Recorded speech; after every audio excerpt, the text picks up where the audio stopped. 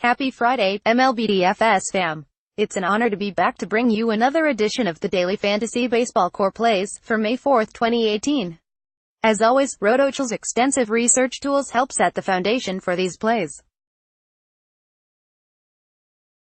Rotoc is the ultimate DFS assistant, combining all of the stats, trends, and research tools you need into a convenient and user-friendly format that cuts the difficulties out of your research and gets you the money in your pocket quicker and with less hassle than any other DFS platform.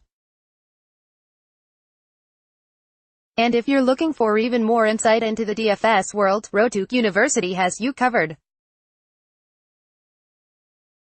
There you learn strategies, bankroll management, contest selection, and how to put together winning lineups to take your daily fantasy game to the next level. Before you get to the plays, don't forget to give me a follow on Twitter @MickeyVetch for more MLB daily fantasy content. I'm always down to answer your questions, so be sure to hit me up there and get a conversation going. More DFS, SN DFS, Lineup Builder, MLB DFS Picks, FanDuel, DraftKings Core Plays for Friday, May 4th. Nick Kingham, P. Pirates at Brewers, DK, $6,800, FD, $8,000. Despite there being 14 games in play, pitching isn't great on this slate, not even going to try and sugarcoat it. The top options aren't in attractive spots for the price being demanded, and there are plenty of gas cans we want to attack at the bottom tier, leaving us stuck somewhere in the middle. I don't wait to pay the premium for Jarrett Cole on the road against a hot Arizona lineup. I don't think I'll ever be able to roster Rick Porcello after the amount of barrels he gave up last year, and I never want to pay this much for Gio Gonzalez. A case can be made to play J.A. Happ against a Rays team that doesn't hit lefties very well, but even that play seems to sit at a price tag that could be too steep to truly pay off.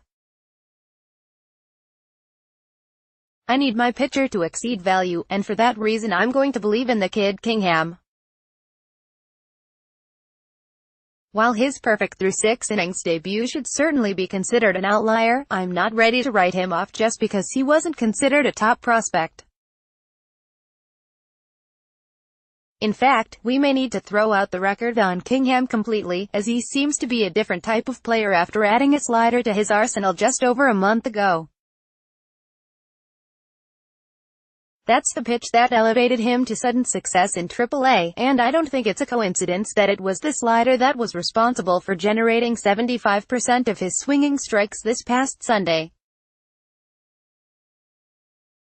If Kingham is going to bring the type of strikeout potential we saw in his debut to the table in every start, I want to get in early and play the kid now while his price is exploitable. Diddy. Gregorius, SS, Yankees vs. Indians, DK, $5,000, FD, $4,400. Josh Tomlin has been an absolute gas can this season, so I wouldn't be surprised if the Yankees end up as one of the chalkiest teams on the slate. They have the highest implied run total of any team, opening with 5.7 projected runs, and it's already climbed an additional half run this morning. It makes sense, as the Yanks return home with a ton of momentum, taking 6 of 7 games against 2 of the American League's top competitors. On top of that, the Indians' bullpen could be exhausted. Not only did the Tribe have to play a doubleheader yesterday, but they also had the first game go to extras, forcing them to use 8 different bullpen arms. Yikes. I'm targeting Gregorius as the top Yankee option and hoping his price, and his mediocre road trip, will suppress some ownership. I'm not worried about the regression he's experienced the past few games because Didi has been lights out at home, as he should with a left-handed swing built for Yankee Stadium. The man is averaging over double the amount of fantasy points at home as he is on the road. With the split in his favor and a .437 WOBA against righties, this is as good of a bounce-back spot as it gets. This one could get ugly tonight, and the Indians may not have the flexibility to do anything about it with tired arms. I will definitely have plenty of exposure to Didi and the Yankees stacks. Cesar Hernandez, 2B, Phillies at Nationals, DK, $3,700 FD, $3,800. Hernandez comes into the matchup with a .428 WOBA over his past 50 at-bats against left-handed pitching. Jumping over to StatCast, Cesar's WOBA against left-handed pitching in 2018 jumps to a whopping .493. We know Gio Gonzalez has always struggled with walk issues, so, yeah, I think this guy is going to get on base one way or another tonight.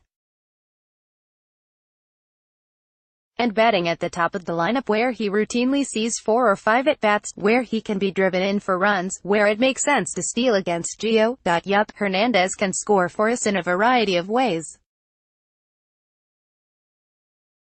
Hernandez has really been as consistent as it gets at what can often be a difficult DFS position. Not only is he averaging just over 9 fantasy points per game, but he's also somehow remained at this fair price point where he's been able to meet value 52% of the time and doubling his value rate 23% of the time this season. He's only faced off against Gonzalez in 13 at-bats, but he has taken him deep once before. At this price tag, I think I'll be plugging in Hernandez in my cash games, as I really expect him to meet value.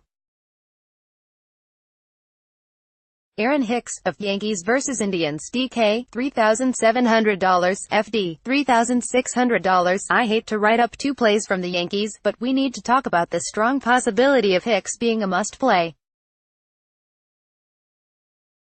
For me, I want exposure to this team for all the reasons I described in the Gregorius section above, and Hicks is the cheapest New York option with real upside.